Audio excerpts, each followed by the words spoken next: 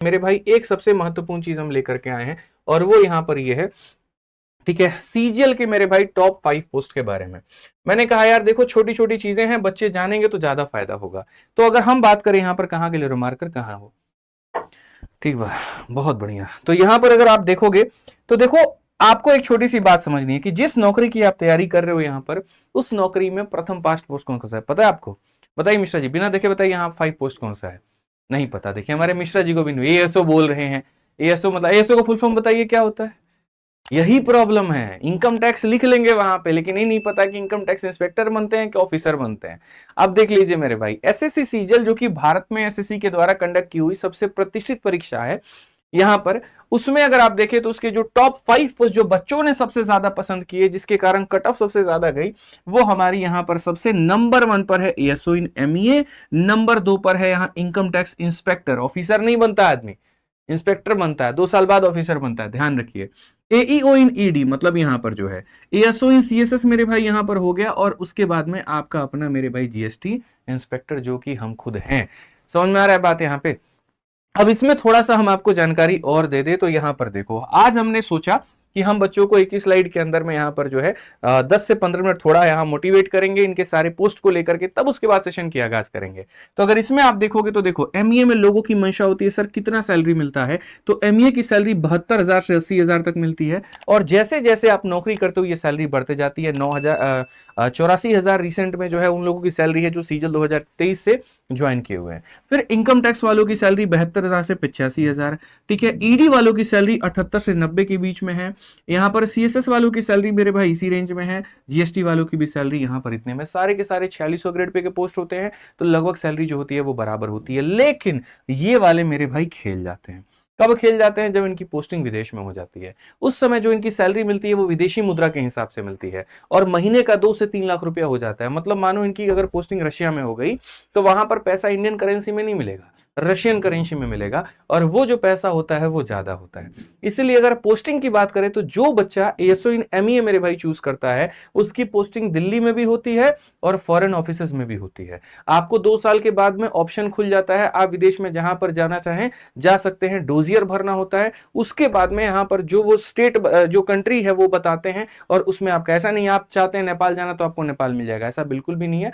Preference आप भरोगे, preference के आधार पर जहां जितनी सीटें होगी उस हिसाब से आपको भेजा जाएगा। लेकिन इनकम टैक्स वालों का क्या होता है, पैन इंडिया में पोस्टिंग होती है, और वो भी टीयर 1 सिटी में। गांव में कभी भी आप देखोगे इनकम टैक्स का ऑफिस नहीं मिलेगा। जो शहर होते हैं, ठीक है, मेट्रोपॉलिटन सिटी होते हैं जहां मेट्रो वेट्रो है, सारी चीजें हैं, टॉप क्लास की शहर हैं, ठीक है, वहां पर आपको इनकी पोस्टिंग मिलेगी। ईडी वाले भैया हर जगह पर मौजूद मिलेंगे, पैन हेड मतलब यहां पर इंडिया में स्पेशली ज्यादातर ये हेडक्वार्टर में होते हैं और अलग अलग जोनल ऑफिस में होते हैं, ठीक है। सीएसएस वाले जो होते हैं वो मेरे भाई यहां पर दिल्ली में ही इनकी पोस्टिंग होती है लाइफ टाइम, और सबसे अच्छी बात मिनिस्ट्री भी लाइफ टाइम यहां पर एक ही होती है।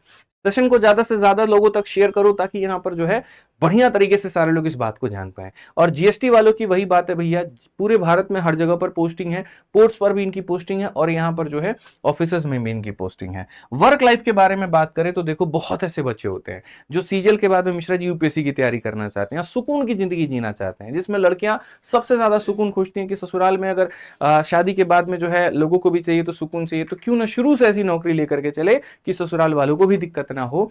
तो वहां पर उनके लिए या तो सबसे बढ़िया होता है एमईए वाला पोस्ट, या फिर उनके लिए सबसे बढ़िया होता है सीएसएस वाला पोस्ट।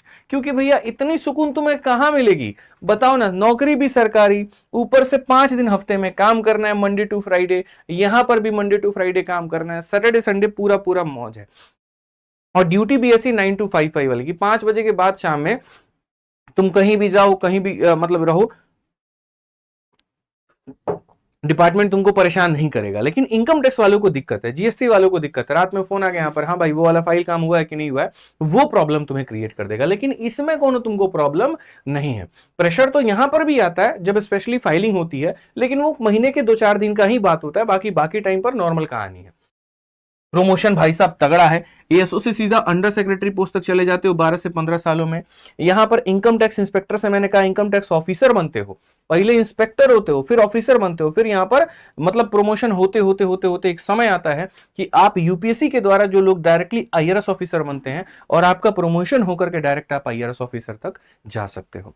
सोचो कितनी बड़ी बात है। ईडी वालों में भी वैसा ही है मेरे भाई, पहले यहां पर एईओ, फिर उसके बाद में यहां पर एडिशनल डायरेक्टरेट, मतलब आप वहां तक भी जा सकते हो 12 से 15 साल में। वैसे ही सीएसएस में है मेरे भाई, अंडर सेक्रेटरी तक के पद पर आप जा सकते हैं। और जीएसटी वालों की भी है, इंस्पेक्टर से लेकर सुपरिटेंडेंट तक, सुपरिटेंडेंट के पोस्ट तक आप जा सकते हैं प्रमोशन कर कर आकर के। कई जगह पर इंटरनल डिपार्टमेंटल एग्जाम होते हैं, अगर उसको पहले दे दिए तो प्रमोशन बाकी लोगों की तुलना में और जल्दी हो जाएगा। बाद में भी पढ़ने की इच्छा रखते हो तो पढ़ो मेरे भाई, पेपर दो यहाँ डिपार्टमेंटल एग्जाम और यहां पर नौकरी लेकर के जाओ।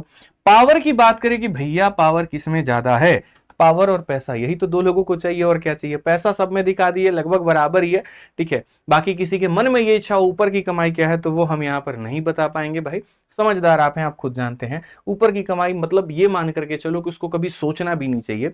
जो आपकी मेरे भाई ईमान की कमाई है वो सबसे बड़ी कमाई है, वही फलती है फूलती है, वही आगे बढ़ती है, ठीक है। तो आप उसी के ऊपर में ध्यान दो तो ज्यादा अच्छा है। पावर की बात करें तो जाहिर सी बात है, अगर आप विदेश मंत्रालय में हैं तो अभी आप एस जयशंकर जी का भौकाल देख ही रहे हैं, एकदम पाकिस्तान में इसे काला चश्मा पहन करके एकदम चलते हैं, मतलब वो रौब दिखा रहे होते हैं अपना कि देखो हम आया। फिर बाद में 3 महीना बाद मिसाइल भी भेज देते हैं वहां पे, ठीक है। तो वो रौब है भैया यहाँ पर विदेश मंत्रालय वालों का, खतरनाक है। इनकम टैक्स इंस्पेक्टर वालों की बात करें, अब थोड़ा बेचारों का भौकाल जो है वो कम हो गया है, क्योंकि पेपर वो हो गया, मतलब यहाँ पहले क्या होता था, आप जिसके ऊपर में रेड मार रहे हो या जिसके ऊपर का पूरा जांच इंक्वायरी कर रहे हो उसका पूरा डिटेल है। अब यहां पर क्या है, डिटेल आपके पास में नहीं है, ठीक है। फेसलेस काम यहां हो गया तो बड़ी दिक्कत थोड़ी सी भाई लोगों को हो जाती है, पर ठीक है, फिर भी इनकम टैक्स में है तो अपने आप में काफी है, बोलो तो यहाँ भौकाल अपना बना रहता है।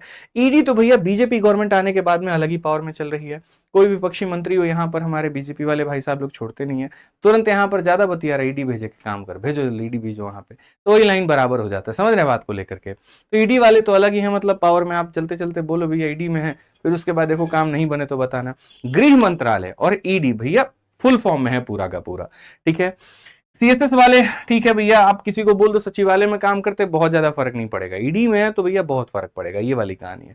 तो सुकून चाहिए तो तुमको पावर क्या जरूरत है, यहाँ पे सुकून लो फिर बात खत्म। और जिसको सुकून नहीं चाहिए वो पावर लेगा ना जी। आप सोच रहे दोनों हाथों में लड्डू मिले, पॉसिबल ही नहीं है, ठीक है। जीएसटी वालों का क्या कहानी है, तो दोनों तरह का काम होता है। वर्क प्रोफाइल मतलब यहाँ पर डेस्क जॉब भी है और रेड वाला भी है।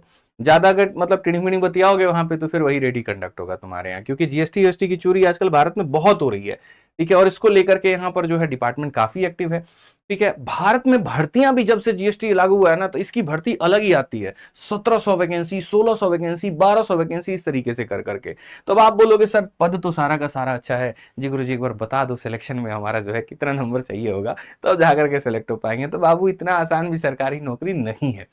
जब तक हमारे जैसे मास्टर लोग हैं कंपटीशन बढ़ते रहेगा, और जब तक आप जैसे छात्र हैं तो कंपटीशन और आसमान छूते रहेगा। हम पढ़ाने में जब कोई कसर नहीं छोड़ते, आप पढ़ने में कोई कसर नहीं छोड़ते, तो कंपटीशन आगे बढ़ने में कहां से कसर छोड़ेगा। हम लोग तो सीधा चैलेंज बोलते हैं यहाँ पर एसएससी वालों को कि तुम दो जितना टफ क्वेश्चन बनाना है, तुम घुमाओ जितना कंसेप्चुअल लगाना है, हमारे बच्चे उड़ा के चले आएंगे उसको। जब हम पेपर के मतलब बिना पेन के उड़ाते थे यहाँ पर, तो हमारे बच्चे क्यों ना उड़ाए। हमने हमेशा बैचेस में यूट्यूब पर उस तरीके से सिखाया, और भाई इसका नतीजा भी देखने को मिलता है। जब रिजल्ट आता है आप देखते हो अलग ही भौकाल रहता है, इंटरव्यू पे इंटरव्यू, सिलेक्शन पे सिलेक्शन, शॉर्ट्स पे शॉर्ट्स। कारण है मेरे भाई क्योंकि वो सारे के सारे बच्चे वेट कर रहे थे। उन्होंने कहा था गुरुजी आप पढ़ते वक्त में पढ़ाते वक्त में एक ही बात बोलते थे, अभी दिल लगा करके पढ़ लो, अभी यहाँ पॉपुलैरिटी के चक्कर में मत रहो, मैं तुम्हें पॉपुलर बनाऊंगा। और वो चीज आप पूरा भी करते हो। हम इंस्टा नहीं चलाते, हम फेसबुक नहीं चलाते, हम उसके ऊपर में फोकस नहीं करते, सिर्फ एक बात पर फोकस करते हैं, आज हम पढ़ेंगे, मन लगा करके पढ़ेंगे, और हमें हमारे हिट करने का, पॉपुलर करने का जो है जिम्मा आदित्य सर ने ले रखा है, वो हमें देख लेंगे। और यकीन मानो एक एक बच्चे की 1-1 लाख, 10-10 लाख, 12-12, 15-15 लाख वीडियोस के व्यूज आते हैं। लोग पसंद करते हैं उनकी बातें, लोग सुनते हैं उनकी बातें।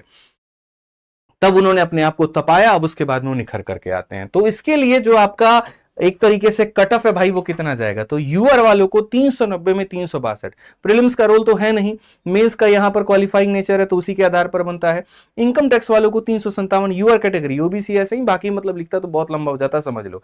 मतलब आज के समय तुम्हें अगर सिलेक्शन लेना है इन पदों पे, हालांकि ये नॉर्मलाइज्ड स्कोर है, इस बार का है, पिछली बार थोड़ा इससे कहानी कम थी, लेकिन इस बार का 2024 का नॉर्मलाइज्ड स्कोर है। तो आप इसमें मान करके चलो कि अगर एमईए जाना है तो 350 का तुमको हिट लेकर के चलना पड़ेगा, इतना आएगा तब जाकर के बाद बनेगी। तो बढ़िया तरीके से सारे सब्जेक्ट की तैयारी करो।